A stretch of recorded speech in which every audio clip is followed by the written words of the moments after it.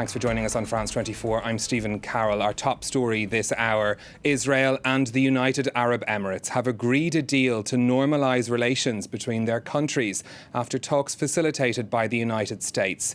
The agreement includes a commitment from Israel to stop annexing new parts of the Palestinian territories.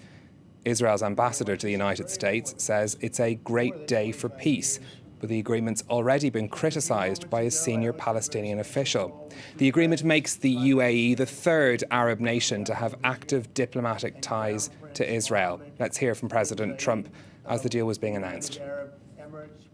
Well, thank you very much. This is very important. This is a big event, and I want to just congratulate all of the people standing behind me because they have done an incredible job. This is something that hasn't been done in more than 25 years.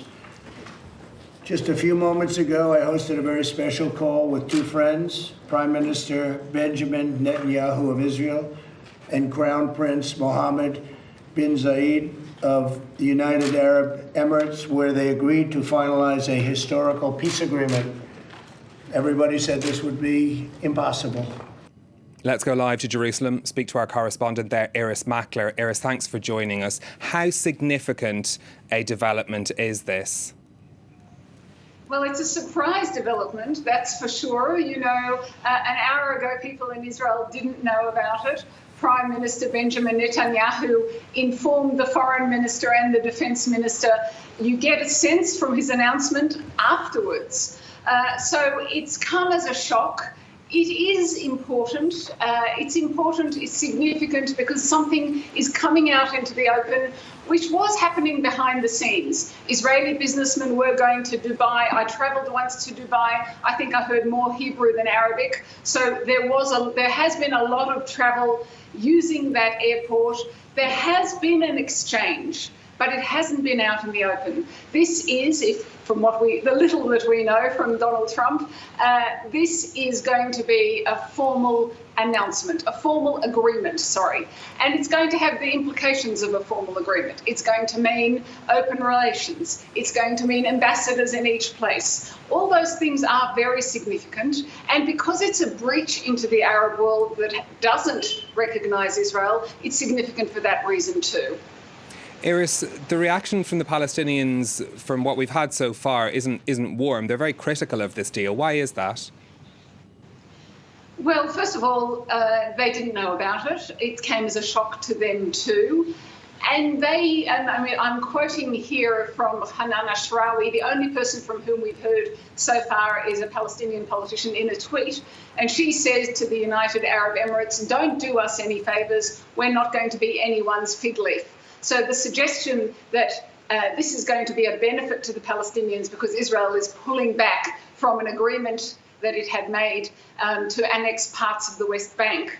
She says, don't do that for us, we'll do that for ourselves. So I think there's disappointment because it's a sign of how far the Palestinians are out of the loop. I think they will actually welcome the decision not to annex parts of the West Bank, but this whole channel going on without them involved, the United Arab Emirates, Israel, Washington, I think for that reason they're not pleased. Can you explain to us the significance of a deal to say that they're going to Israel will stop annexing new parts of the West Bank, but that won't resolve a lot of the underlying issues around Israeli settlements in the West Bank? No, it won't, but it was part of the deal of the century, you remember, announced, it feels like years ago, pre-corona, pre the COVID-19, but it was only in January this year that Donald Trump announced a peace deal, and part of that peace deal between the Palestinians and the Israelis, with the Palestinians not present at the announcement, but part of that deal envisaged Israel annexing parts of the West Bank. That turned out over time to be less and less popular in Washington, and this is a way to get Israel to take a step back from that and give them something in return. So they will not be annexing the parts of the West Bank, and in return they get this recognition from an Arab neighbour, from an important Gulf state. How will Benjamin Netanyahu play this domestically?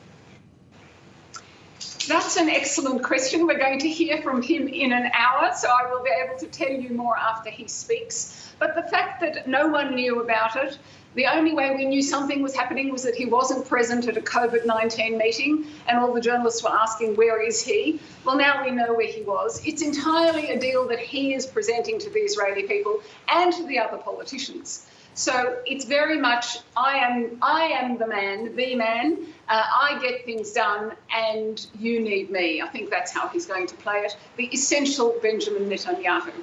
Irris Makler reporting from Jerusalem. Thank you very much for that. Next, now to Washington, where France 34's Kethevane Gorjestani is standing by. Kethevane, this news announced from the Oval Office. It's a big deal too for President Trump. Yes, because Donald Trump has been pushing this idea that he is the one who's going to fix the situation in the Middle East. He ran on it, and since he took office, he's been pushing that, of course, with his special advisor, his son-in-law, Jared Kushner, who was there among the people who were standing behind the president when that announcement was made. And this is really, for Donald Trump, a big deal, a big foreign policy win, if you will, especially a few months before the election, because he has been talking about that. There was, of course, as Irris mentioned, the deal of the century, that vision for peace that was outlined back in January. And since then, we've been kind of waiting to see what would come out of it. And so right now, with this announcement, with this deal between Israel and the UAE, it kind of gives a new breath to that vision for peace for the U.S. At least. And Donald Trump even joked during his few minutes talking to the press about the announcement. He joked that he thought about calling the deal the Donald Trump deal. In the end, they are saying that they're going to call it the Abraham deal accord. So it really gives you an idea of how much this Middle East and the Israel question is important to Donald Trump in the context of this election, because it is a question that is important to two very important demographics in Donald Trump's base, the Jewish American community, as well as the evangelicals. And Donald Trump is trying to show that he is the one who is going to get a deal, get the situation fixed slowly, step by step, this one being a big one for the United States. And of course, this coming at a time where on the domestic political front, there's plenty of other big issues that perhaps Donald Trump would rather not be focusing on. Yes, you can't take away the timing of the announcement from the bigger, larger context. There are several different contexts. There's, of course, the coronavirus pandemic. The numbers here in the United States are nowhere near being flat or under control. So the situation is very bad. He is being criticized a lot for his handling of the coronavirus. It's the same for the economic fallout from this crisis. He is being criticized for the economic situation, and he's also not doing well in the polls ahead of the November election. He's trailing his rival Joe Biden by many points, so the situation for him is not great. And of course, there was this big moment for Joe Biden with the announcement that Kamala Harris would be his vice president, so it was very focused on Joe Biden, and it seems that Donald Trump wanted to get the spotlight back on him. This announcement was completely a surprise for reporters. That was not planned on the presidential schedule. Reporters were actually asked to come in earlier to the White House in order to attend that announcement. So really Donald Trump trying to show a win, a big win on a question that is important to a lot of Americans. And that announcement being made in the Oval Office, surrounded by ambassadors, but also the president's son-in-law, Jared Kushner, who was is being credited as being one of the lead people who negotiated this. Yes, he's been Donald Trump's Israel man, Middle East man since the start, really, of the Trump administration. And Jared Kushner was there. He spoke in the Oval Office. He thanked his father-in-law for allowing him and helping him to get this deal done. So Jared Kushner really is a big figure. He was the one supposedly who negotiated that vision for peace that was unveiled back in January. he's the one, they're saying, that negotiated this new deal between Israel and the UAE. But it has to be said that the way that Jared Kushner, that Donald Trump, that the whole U.S. administration is presenting this deal, and maybe also the Israelis, is not exactly what we're seeing from the UAE side, because there was a tweet from the UAE leader that really focused on the fact that Israel had agreed not to continue with annexation, and spoke about a roadmap to cooperation. So it wasn't as definitive as the U.S. statement and as the Israeli statement on this peace deal or this new relation between the two countries. So it still has to be seen how this is going to play out on both sides. We're still waiting, of course, also for the actual ceremony of the signing of this peace deal. Donald Trump just moments ago said that this announcement would be made probably in the coming weeks. Whether the two parties will be coming to Washington has to be seen. Of course, for Donald Trump, that would be a great photo op to have them in Washington to sign that deal. But that still has to be determined how those things are going to play out. OK, Kethevane, Gorjestani in Washington, thank you. Let's turn next to our chief foreign editor, Rob Parsons, who joins us now. Rob, is there, in the detail of this deal, we only have the announcements that we've been given from the from that Oval Office ceremony. What exactly is there in this deal that we should be focusing on? Well, there isn't an awful lot of detail, it has to be said. There's the letter, the statement announcing the agreement, which says that agreements will be reached in the coming days across a raft of areas like tourism, for instance, technology, investments, opening up embassies, security, obviously very important. And one of the factors that has made this agreement possible at all, the important point being here, that Israel, the United Arab Emirates, and the United States are pretty much all on the same page when it comes to identifying Iran as the biggest regional threat. If that factor hadn't been there, I doubt very much that this agreement would ever have been reached.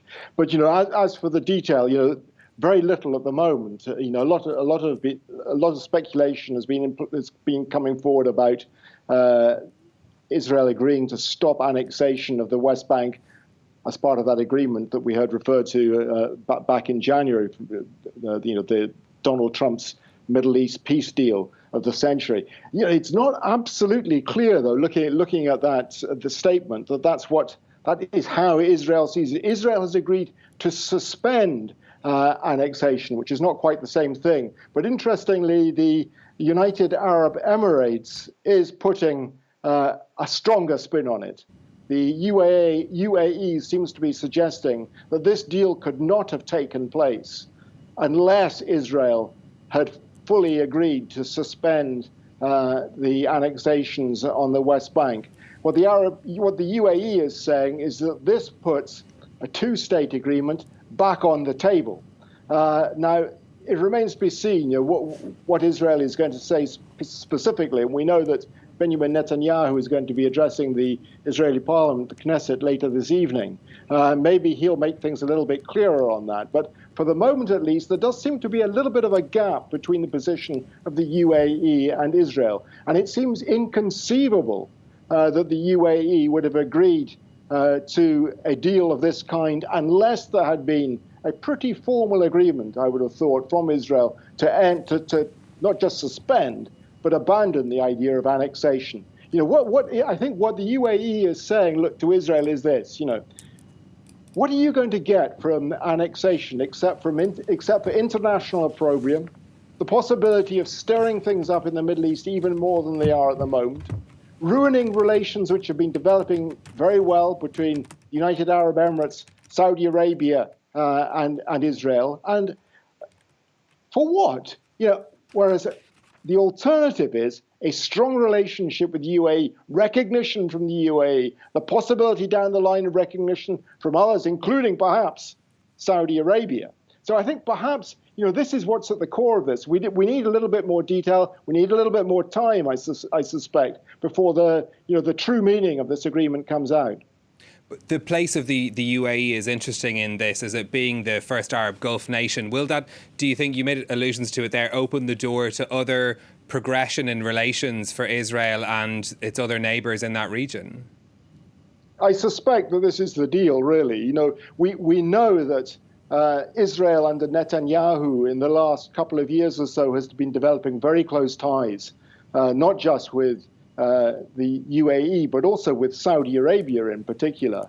And that would be the icing on the cake for Israel if that deal could be reached. And I suspect that as far as Riyadh is concerned, the deal with UAE had to be inked first before it would agree to sign on the dotted line as well. So I suspect that down the line it's going to happen. And if that happens, then most of the other Gulf states, probably Kuwait, Bahrain, will fall into line. Qatar is the odd one out, I suspect. I don't think it's going to sign a deal with Israel anytime soon. It's got a much closer position to Iran than the other Gulf states. And as for other states in the region, our Arab states, we won't see any shift from Iraq, that's for sure. We won't see any shift from Syria either, and certainly not from Lebanon. But as for the Gulf states, I think it will probably happen if the annexation agreement is what it seems to be. And quite likely, if this does appear to stick, Saudi Arabia will follow soon as well. OK, Chief Foreign Editor Rob Parsons, thank you.